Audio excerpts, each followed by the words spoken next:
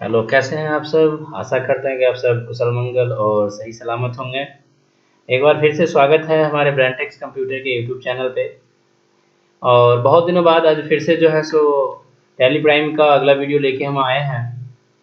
क्षमा चाहते हैं कि बहुत दिनों बाद हम ये वीडियो लेके आए हैं और कोशिश करेंगे कि लगातार ये वीडियो हम लेके आएँ। थोड़ा-सा कुछ काम हो गया था जिसकी वजह से हम वीडियो नहीं डाल पाए।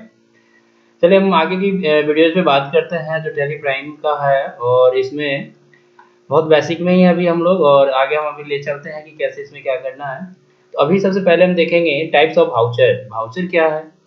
वाउचर वाउचर सिंपल सी भाषा में वाउचर को जो है सो बिल भी कह सकते हैं, इनवॉइस भी कह सकते हैं। ठीक है, तो ये वाउचर वाउचर ऐसे टैली में वाउचर ही जाना जाता है। वाउचर ये होता क्या है ये हम देखते हैं।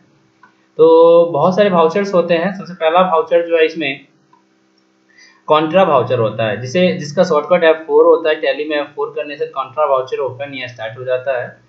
इसमें हम देखते हैं कि इसमें कर क्या सकते हैं। बहुत ईजी डेफिनेशन किया गया है और वही हिंदी में है, और आप ये देख सकते हैं। जैसे कि हम इसमें देख रहे हैं, इसमें हम बैंक से लेन-देन की एंट्रीज को लेते हैं, जहाँ पर बैंक तथा कैश में DR एवं एक दूसरा CR होता है। तो सिंपल सी भाषा में कह सकते हैं कि बैंक से जो भी लेन-देन होता है, जैसे कि बैंक में जाके हम कोई भी अमाउंट जमा करते हैं, या बैंक से जाके कोई भी अमाउंट हम निकालते हैं, विथड्रॉ करते हैं, तो उसका जो एंट्री होता है जमा करने का और निकासी करने का, वो एंट्री का जो रिकॉर्ड है वो हम रखते हैं कॉन्ट्रा में।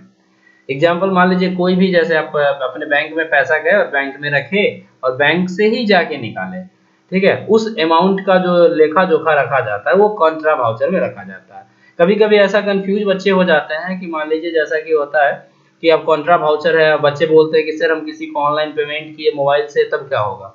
तो ऑनलाइन पेमेंट हुआ वो पेमेंट मोड में चला जाएगा, ना कि कॉन्ट्रा में आएगा। कॉन्ट्रा से सीधा है कि बैंक से लेन देन, यानी बैंक बोले तो बैंक के ब्रांच में जाके, यानी बैंक से जो भी लेन देन होगा, यानी उसमें जमा करें या निकासी करें, ठीक है, डिपॉजिट हो या विड्रॉ हो, उस अमाउंट को हम जो है सो कॉन्ट्रा वाउचर में रखते हैं।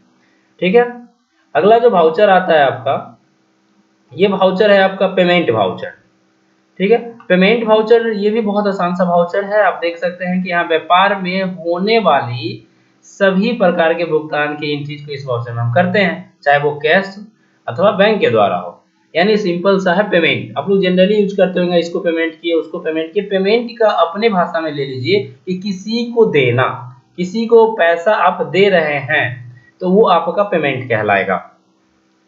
चाहे वो बैंक से पेमेंट करें, आप ऑनलाइन पेमेंट करें, नगद में करें, ठीक है, कैसे भी पेमेंट करें, उस माध्यम को हम पेमेंट वाउचर में हम रखते हैं। जैसे मान लीजिए आप जैसे कभी कोई टीवी खरीद रहे हैं, तो टीवी तो आप खरीद लिए, तो दुकानदार को पैसा दे रहे हैं तो वहां पे आप पेमेंट कर रहे हैं। या मोबाइल खरीद रहे हैं तो मोबाइल का भी पेमेंट आप तो करना ही होगा, तो मोबाइल वहां पे भी आपको पेमेंट ही होगा। ठीक है, या मान लीजिए यहाँ पे अगर किसी लेबर को, मजदूर को, स्टाफ को जो हम पैसा हर एक महीना सैलरी के तौर पे देते हैं, उसका भी एंट्रीज हम पेमेंट में ही करके रखेंगे। ठीक है, यानी सिंपली वे में हम कहें या सिंपली वे बता दें तो कोई भी लेन देन ऐसा हो तो उस लेन देन, यानी कि कोई भी पैसा किसी को देते हैं, लेना नहीं, किसी को देते हैं, तो वो देने की जो एंट्रीज होती है हम टैली में कहाँ करके रखेंगे, F5 यानी पेमेंट वाउचर में रखेंगे। पहले हम सारी पेमेंट वाउचर्स को क्लियर कर देते हैं, जो भी वाउचर्स है उसके बाद में एक एक करके बताएंगे एंट्रीज कैसे होता है, इसमें एंट्री कैसे किया जाता है, किस माध्यम से एंट्री करते हैं। तो पहले हम एक एक वाउचर समझा देते हैं, जो भी वाउचर है। आगे देखिए, रिसिप्ट वाउचर है। रिसिप्ट वाउचर है, तो अब रिसिप्ट वाउचर में देखिए आप यहाँ पे रिसिप्ट का जो शॉर्टकट होता है F6 होता है, जहां से हम मान लीजिए कोई भी एंट्रीज करते हैं। व्यापार में होने वाली सभी प्रकार की प्राप्तियों की एंट्रीज इस वाउचर में हम करते हैं, चाहे वो कैश अथवा बैंक के द्वारा हो। यानी सिंपल सा रिसिप्ट, रिसिप्ट कह लीजिए या रिसीव कह लीजिए, अपने समझने के लिए हम इसको रिसीव कह सकते हैं। जो भी आप प्राप्त करते हैं पैसा, उस सभी पैसे की जो लेखा जोखा जो एंट्रीज होती है वो रिसिप्ट वाउचर में रखा जाता है। ठीक है, अब जैसे मान लीजिए आपने कोई मोबाइल फोन बेचा, तो आपने 10,000 का मोबाइल फोन बेचा, तो सिंपल है कि आपको 10,000 रुपये आएगा। तो 10,000 रुपये आएगा तो आप रिसीव कर रहे हैं पैसा, तो वो पैसा आपका रिसिप्ट मोड में होगा। देन कंप्यूटर बेच रहे हैं, वो भी आपका इसमें आएगा। कंसल्टेंसी फी, वो भी आपका इसी में आएगा। आप कहीं पे काम कर रहे हैं, जो काम कर रहे हैं तो वहां से सैलरी मिलेगा, तो वो भी आप अपने कंप्यूटर पे रिसिप्ट वाउचर में ही रखिएगा। एंट्री करके, तब पता चलेगा कितना पैसा हम प्राप्त किए हैं। वो पैसा आप कैश या बैंक दोनों के द्वारा हो सकता है, जरूरत नहीं है कि कैश में ही हो। लेकिन याद रखें कि इसमें क्रेडिट नहीं होता, उधार नहीं होता है। उधार का एंट्री पेमेंट, कॉन्ट्रा और रिसीप्ट वाउचर में आप नहीं कर सकते। इसके लिए एक अलग सा वाउचर बनाया गया है जहां पे आप उधार का एंट्री कर सकते हैं। जैसे कि आपका जर्नल वाउचर है, तो ये जर्नल वाउचर को F7 से डिनोट किया गया है। F7 इसका शॉर्टकट है। इसमें हम अपने उपयोग के लिए जो भी सामान उधार में खरीदते हैं या किसी को उधार में या एडवांस के तौर पे पैसे देते हैं, सामान देते हैं, जो भी है, तो वो सभी चीजों का एंट्री, सभी पैसों का लेन देन का जो रिकॉर्ड है वो रिकॉर्ड हम रखते हैं जर्नल वाउचर में। ठीक है, तो जर्नल वाउचर जो आपका हो गया, इसमें सिंपल सा समझ लीजिए कि उधार का जो एंट्री होता है, लेखा जोखा होता है, जो किसी से उधार में हम लिए या उधार किसी को दिए, लेना और देना दोनों, यानी उधार का केवल और केवल उधार का जो एंट्री होगा वो आपको F7 वाउचर में किया जाएगा। ठीक है, तो इसको शॉर्टकट में याद रखिए कि बैंक में जो लेन देन करेंगे उसे कॉन्ट्रा में करेंगे, किसी को पैसा देंगे तो पेमेंट में करेंगे, किसी से पैसा रिसीव करेंगे, प्राप्त करेंगे तो रिसीव्ड वाउचर में रखेंगे, और किसी से उधार लेन देन करते हैं तो उधार लेन देन जो करेंगे F7 वाउचर में रखेंगे। ठीक है, इतना तो आप समझ गए होंगे। देखिए, अकाउंटिंग दो भागों में पढ़ा जाता है, एक टैली दो भागों में पढ़ा जाता है, एक अकाउंटिंग में और एक इन्वेंट्री में। तो अकाउंटिंग में आपको इसी चार वाउचर का आपका जरूरत पड़ता है, कॉन्ट्रा, पेमेंट, रिसिप्ट और जर्नल का। इसके बाद का जो वाउचर आता है आपका, ये वाउचर आपका आ जाता है, जैसे कि 5 नंबर में देख सकते हैं, परचेज, यानी F9। तो परचेज वाउचर जो है ये इन्वेंट्री का है। ठीक है, तो इन्वेंट्री का जो वाउचर है ये आपको यहाँ पे बता दें कि ये देखिए, व्यापार में सभी प्रकार का उधार माल क्रय परचेज की एंट्री को इस वाउचर में करते हैं।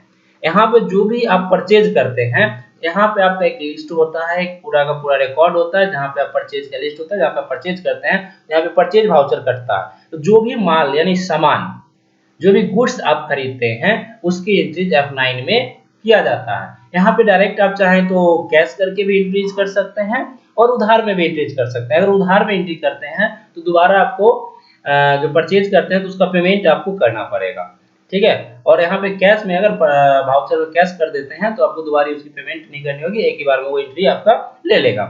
उसके बाद आता है सेल्स, F8। व्यापार में सभी प्रकार के जो हम सेल्स करते हैं, बेचते हैं, उसका जो मान लीजिए बिल बनाना होता है, इनवॉइस बनाना होता है, वाउचर बनाना होता है, जो हम सेल कर रहे हैं, किसी को माल बेच रहे हैं, मान लीजिए हम दुकानदार हैं, किसी को माल बेचना है, तो उसकी जो एंट्रीज हम करते हैं वो सभी एंट्रीज हमें सेल्स में रखना होता है। याद रखिए, कभी भी आप टैली पे काम कर रहे हैं तो प्राइमरी अपने आप को लेके चले कि हम जो सिस्टम पे काम कर रहे हैं यानी हम क्या हैं, तब आपको समझ आएगा कि टैली होता कैसे है। क्योंकि दो मोड होता है, एक लेता है, एक देता है। तो कभी भी आप जो है अपने आप को प्राइमरी मोड लेके चलिए, फर्स्ट मोड अपने आप को लेके चलिए, बाकी दूसरा पार्टी सेकेंड मोड होगा, तभी आपको टैली समझ आएगा। देन है यहाँ पे डेबिट नोट। तो डेबिट नोट जो है आपको यहाँ पे देखिए, debit note alt plus F5, इसमें खरीदा हुआ सामान दुकानदार को लौटाते हैं। यानी जो भी हमें रिटर्न्स करना होता है, रिटर्निंग होता है, या मान लीजिए उसमें कुछ गलतियां हो जाए या जो भी है टूट फूट निकल जाए, तो खरीदा हुआ माल हम उसको डेबिट नोट में यानी इसको रिटर्न करते हैं, दुकानदार को वापस करते हैं जहां से हमने परचेज किया था। Credit note alt plus F6, इसमें क्या है कि बेचा हुआ माल, जो भी बेचा हुआ माल है, कस्टमर जब हमें वापस करते हैं तो उसका रिकॉर्ड हम इसको रखते हैं, क्योंकि हमने पहले बेच दिया है। बेचा हुआ माल हमें फिर से जब स्टॉक में आता है तो उसका एंट्री हमें क्रेडिट नोट में रखना होता है। इसके बाद है परचेज ऑर्डर। परचेज ऑर्डर में इसमें सामान के लिए दूसरे दुकानदार को हम ऑर्डर देते हैं। इसमें जैसे मान लीजिए आप कोई सामान खरीदना है आपको कोई सामान, तो दुकानदार को जो ऑर्डर देते हैं तो उसका जो रिकॉर्ड रखा जाता है वो आपका परचेज ऑर्डर में रखा जाता है। इसके बाद है रिसिप्ट नोट। तो रिसिप्ट नोट इसमें क्या है कि जो भी आपका ऑर्डर दिया, इसमें ऑर्डर दिया हुआ सामान है वो दुकानदार आप प्राप्त कर, जैसे आप दुकानदार हैं तो आपको कोई मान लीजिए ऑर्डर दे रहा है तो उसका रिकॉर्ड आपको रखना है, तो रिसिप्ट नोट में आपको ये ऑर्डर आप रख सकते हैं।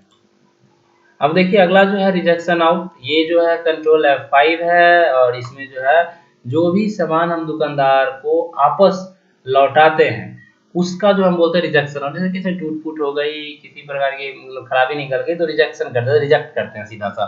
तो ये भी रिकॉर्ड होता है, जैसे 10 पीस आया, 2 पीस खराब हो गया तो उसको रिजेक्ट करना पड़ेगा, तो वो जो उसका जो एंट्री हम रखते हैं रिजेक्शन आउट में रखते हैं।